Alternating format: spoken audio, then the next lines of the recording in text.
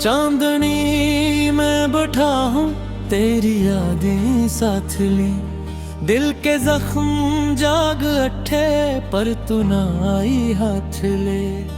खामोशियों ने घेर लिया, लम्हों ने रोना सीख लिया, जैसे तू बिछड़ के भी मेरे हर दर्द को देख लिया। रात भर तड़पता हूँ, तेरा नाम पुकारता हूँ, अपनी ही अधूरी बातों में हर लम्हा बिखरता हूँ।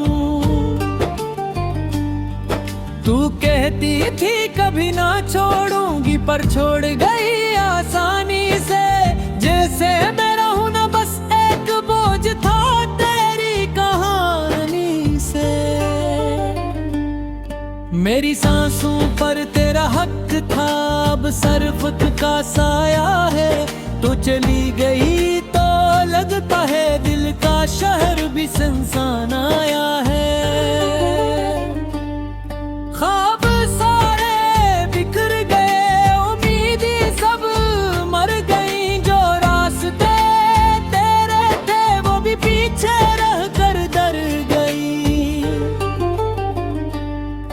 अब ना कोई वादा बाकी है, ना कोई उम्मीद की रोशनी, तेरे बाद ये दुनिया लगती है बस जख्मों की बनाई हुई।